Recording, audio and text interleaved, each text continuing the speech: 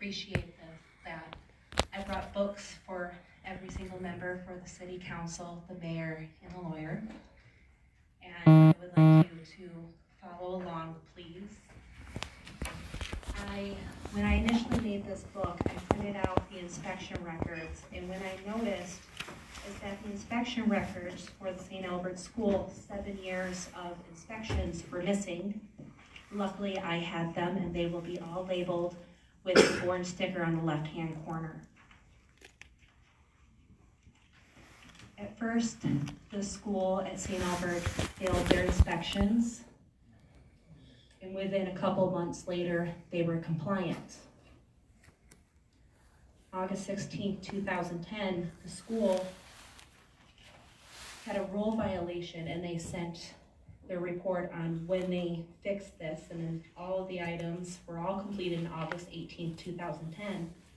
One of them was a serious injury procedure not posted in the gym.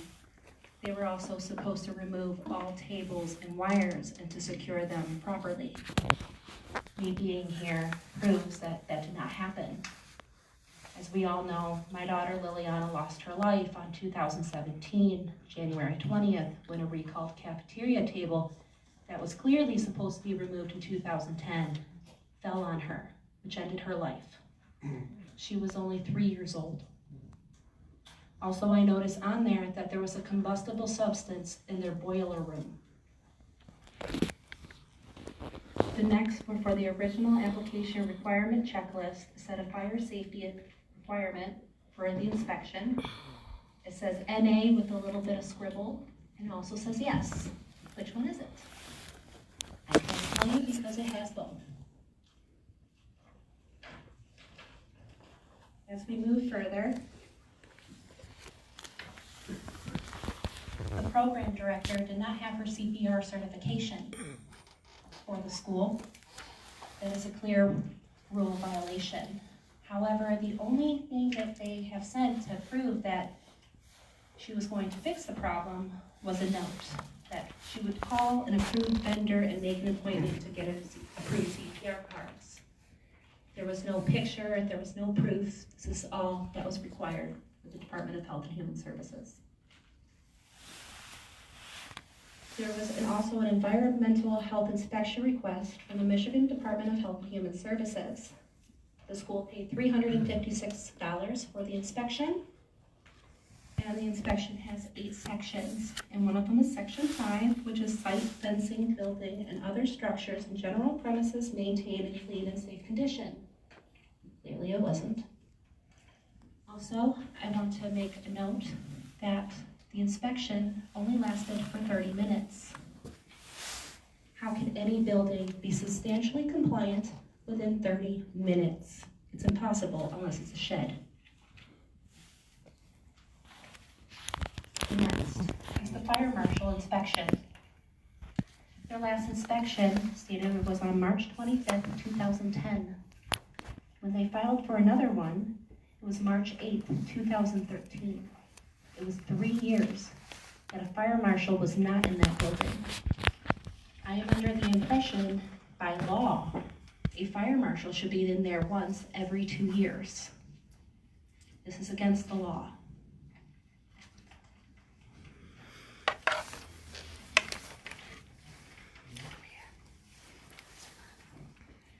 Again, there's a no change in building construction declaration. It is incomplete. There is no date of inspection date for the last inspection. Also, the original fire inspector name was crossed out, and then there was another name provided. Next, another environmental health inspection request from the Michigan Department of Health and Services. Again, it was $356. Although it was better amount of time, 90 minutes. I was just at Lansing and I had my testimony. A hamburger has better safety requirements than our children attending school.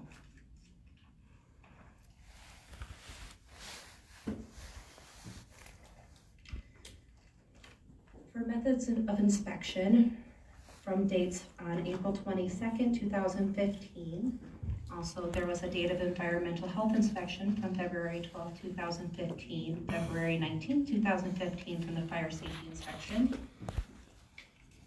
The school did not have their licensing book. There was no licensing book on the premises that included all licensing and inspection related corrective action plans since 2010. It's very convenient considering that the tables were supposed to be removed in 2010. This is stated more than once in multiple different years in their inspection records. The only violation established in the school was when my little girl died. That's the only violation that the school has ever been conducted in. This is the only violation that the Department of Health and Human Services and any other inspector was able to ever establish, regardless of what was in these inspections. I also want to note that in the inspection report, that none of the staff, the teachers, realized that there were tables in that building. However, I don't understand that. On the second paragraph, it said there were also in-wall tables present on the adjacent wall that did not have any padding on them. When I did not know there was any tables on there, it does not make any sense, because there was clearly no padding on other tables that were inside the wall. I also want to note that the locking mechanism was not provided the day of the inspection. The key should always be in the building. The sergeant who was conducting the report said it did appear that the hardware in the tables were faulty. On February 10th, they had another special investigation where the school unrolled the tables how they were supposed to and laid them how they were properly supposed to be set. Once it was unlocked, it immediately, without any warning, fell onto the ground. Not only could the staff member, the janitorial service in the building that could have been hurt, but so could have the Department of Health and Human Services. It fell. There was more than one faulty table in that school. That is when there was an actual violation established. Again, there was no licensing book on the premises. The licensing book on the premises did not have all of the reports from 2010. Again, convenient. The following reports were also missing: 2013 correction plan and the 2011 renewal report. 14 out of 14 staff members did not have their professional development completed, or verification that their professional development were completed. I also want to mention that almost every inspection that was conducted, every single one had child records were incomplete. To add insult to injury, and this report was made on May 8th, 2017, March 22nd and 23rd of 2017, the maintenance of premises. There were loose paint chips chipping on 3 different rooms in the building accessible to children. Also, there's a hanging wire in the ceiling, which is strictly prohibited. Yet, even with all of that, there is still no rule violation, and that was established on February 9th, 2018. I have the schematics of the table provided for the blueprints from June 4th, 1940. We're in 2019, we need to catch it up a bit, right? There's also the actual table provided that hit my daughter. It was table number 5, and that will always be etched in my head. There will be a graph on the following page. And I want to also mention that Michigan is number 1 in child death and injury. Lilliana's Law would be more than table safety. It's for yearly school inspections. Which brings me to the first child death in Michigan. Angel Nicole Lee Pocock Smith, born 2001, died 2007. She was a kindergartner in Ferndale Elementary when a rusty flagpole snapped after a strong wind blew, which ended her life. She was supposed to graduate last year. Instead, her parents just received her diploma. Not even a year later, Janavi Thompson, he lost his life on his 3rd birthday. In the article, it says Janavi's death is not common. It's the first to happen at a center in Genesee County in nearly 2 years.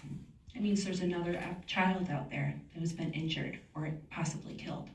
That is not in public record. In 1989, the commission issued a warning about cafeteria tables and identified 6 table manufacturers at the time. They also provided stickers, issuing warnings that these children should not even be near these tables, playing by these tables. As adults, as teachers, that should have been done. Children don't know better.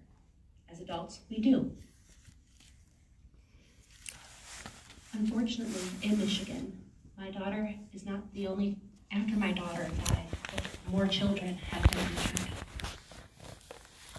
Jessica was a 3rd grade elementary school in Plymouth Canton Schools in Field Elementary when a janitor had her put up a 350-pound piece of machinery into the wall. It is one thing to wipe down the tables for responsibility. It is another for a 3rd grade girl to take a janitorial responsibility and do it herself. The table was not locked behind her, which when it immediately fell because there was nobody supervising while this little girl was putting the table into the wall. This little girl is one of the lucky ones.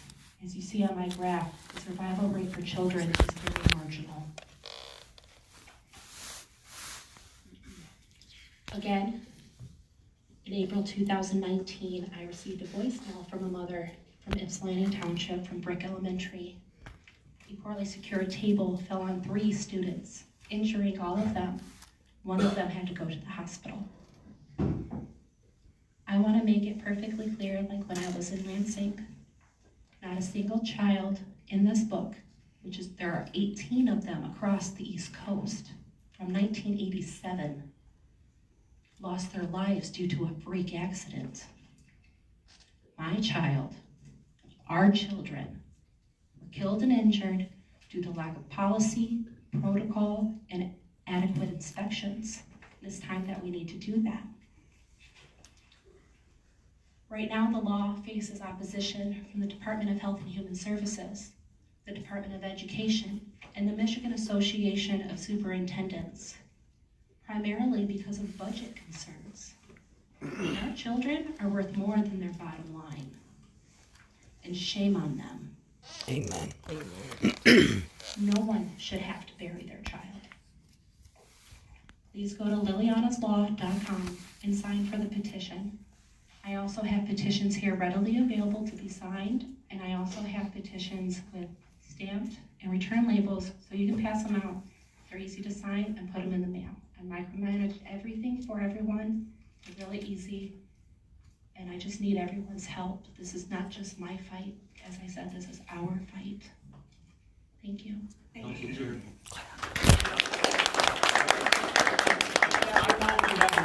I want to say something here to this young lady here. I understand that, but I'm going to say it now. This is my right, and I'm going to say it now. Excuse me. I don't know how you go through life anymore. I don't know. But I'm with you 100%. Yay. And I'm going to tell you, anyone who does it, any person that wants to put value, a monetary value on a person's life, like budget constraints. I'd like to say what I want to say, but it's illegal for me to say it. Amen. Amen. Yeah, yeah.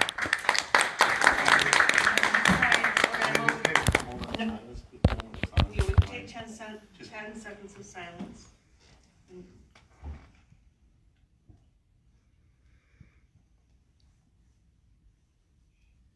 Thank you for taking the time to present that to us. Thank you. Okay, next, we need to move on. We're running way behind tonight. We have one transfer